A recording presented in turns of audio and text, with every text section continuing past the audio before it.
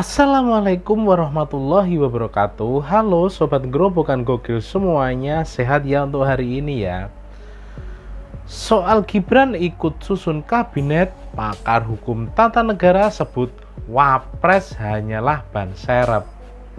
Ferry Amsari setelah gagal menjekal Gibran dengan film Dirty Vote yang penuh narasi kebencian dan juga narasi-narasi yang lain, kini Ferry Amsari kembali menyebut Wapres Gibran adalah ban serep. Ini sakit hati kok nggak sembuh-sembuh ya. Namun pernyataan Ferry tersebut dibantah oleh banyak orang, dari kalangan masyarakat sendiri, dari Hasan Nasbi, dan juga salah satu dosen di Solo yang mengakui kinerja hebat Gibran untuk menangani kota Solo. Seperti apa sih videonya? Langsung saja ya kita reaction bersama-sama video berikut ini. Peran wakil presiden tidak ada. Wakil presiden adalah ban serap, dan biasanya ban serap digunakan kalau ban utama bocor. Jadi kalau sekedar omon-omon tentu saja boleh, tidak dilarang, tentu hak wakil presiden sebagai warga negara yang baik. Panas, Ferry Amsari katai Wapres hanya ban serep. Gak apa-apa dikatain ban serep juga. Ban serep ini membuat mobil-mobil yang lain yang tidak memakai ban serep ini pada oleng. Usia ban serep ini masih muda, masih baru, masih fresh. Jadi 5 tahun ke depan masih bisa digunakan lagi. Dan bisa jadi 5 tahun ke depan ban serep ini menjadi ban utama.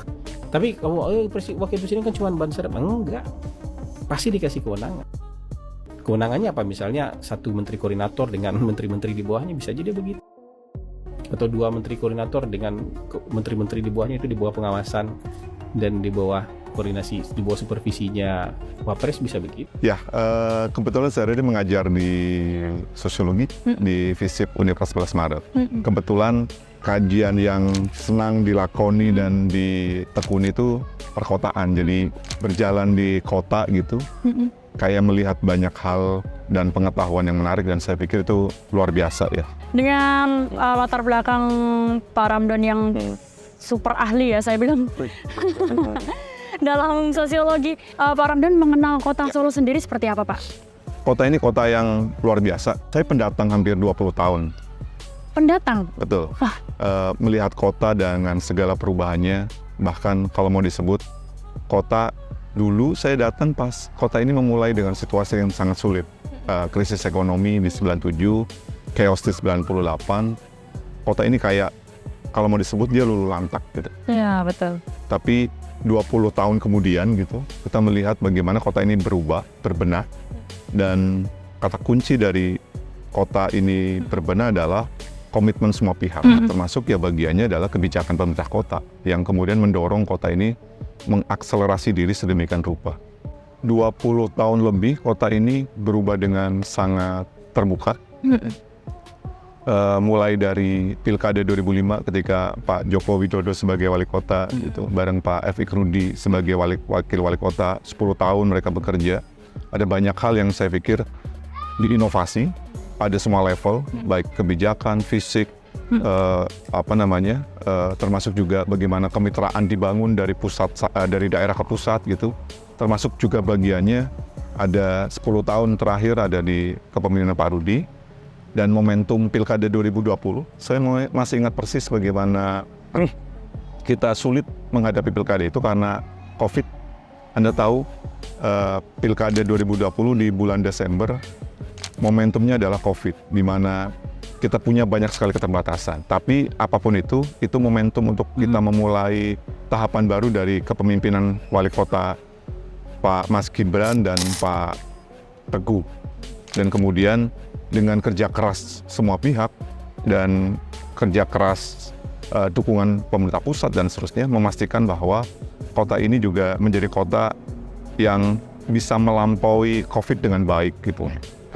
Karena resikonya besar, kota ini menjadi pusat rehabilitasi COVID yang sedemikian masif karena keberadaan rumah sakit Muar di Jawa Tengah. Tapi apapun itu kemudian kita bisa melampaui itu dengan baik. Dan pada akhirnya 3 tahun terakhir kita sedang perlahan bangkit dari situasi pasca COVID. Dan salah satu visi yang didorong oleh kepemimpinan Mas Gibran dan Pak Teguh sejak visi misi awal tahun 2021 adalah membuat kota ini menjadi kota layak huni. Bahkan di visi yang beliau sampaikan menjadi dengan tagline "No One Left Behind" gitu. Upaya membangun kota nggak bisa lepas dari upaya kota menginklusi semua warga yang ada di dalamnya.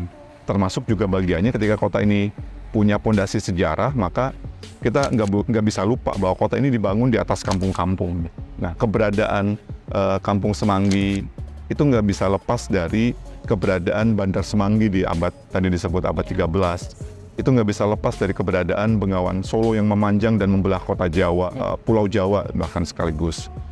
Nah, bagian dari upaya untuk menginklusi, mencoba membuat taraf hidup kota ini lebih layak, salah satunya memang revitalisasi kampung-kampung tradisional hampir di seluruh kota gitu ya. Tentu ada kampung-kampung yang kemudian sudah bermigrasi menjadi kampung pariwisata. Kita mungkin tahu Kauman, kita tahu Lawean, kita tahu Baluwarti dan seterusnya. Tapi juga ada kampung-kampung yang tidak mungkin mendorong isu pariwisata, tapi kemudian masih berkutat pada persoalan-persoalan hak dasar, yaitu layak huni, sumber air bersih, kesehatan dan seterusnya. Salah satunya adalah keberadaan Kampung Semanggi Harmoni ini.